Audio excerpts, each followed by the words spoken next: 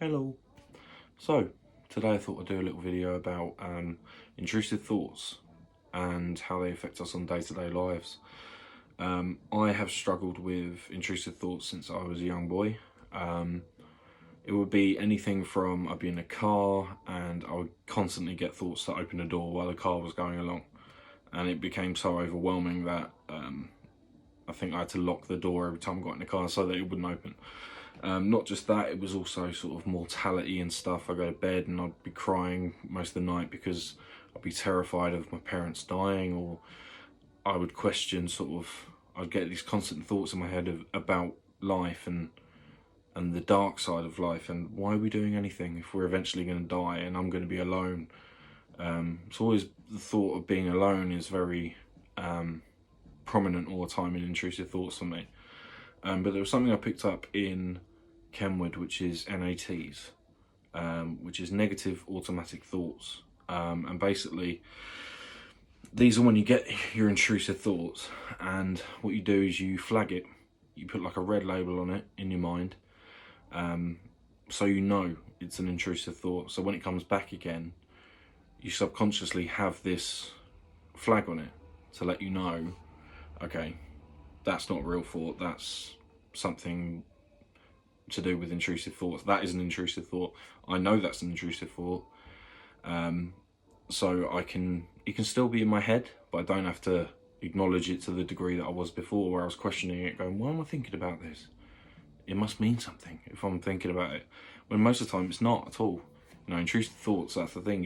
You don't want to think about them, but they constantly pop up in your head. Now, this isn't just a common thing with people with BPD and stuff. This is all over the place. It's, you know, OCD, depression, anything like that, and, you know, anxiety. A lot of the time, it makes your anxiety worse. So the way I've dealt with it is using the NATs trick, which has helped a lot and made me sort of be able to spot when something's not a rational thought.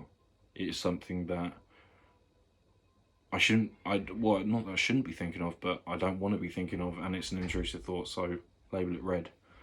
But yeah, I mean, when I was drinking, it was at its worst. And I used to drink to stop feeling anything like that, because it was a day-to-day thing. It was a barrage of intrusive thoughts, horrible emotions I didn't want to feel, memories that were also intrusive thoughts that were just pushing themselves to the forefront of my mind when I didn't want to think about them. So I used to drink to stop that, but in turn it didn't really stop it, because I'd still get intrusive thoughts about suicide, and that's a lot of the time why I tried to kill myself, was because these intrusive thoughts would make their way straight to the front of my mind, and because I was drunk, I went with it.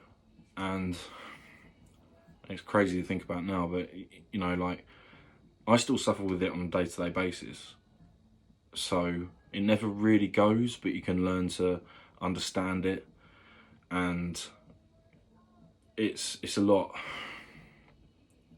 better when you know that you're not going mad, and that it's such a common thing. Seriously, the amount of people I know with it, or have contacted me saying they have it. So basically, try this NAT thing. I'm not saying it's going to work for everyone. It works for me, but I'm just one guy. So anyway, everyone stay positive, and thanks very much for listening.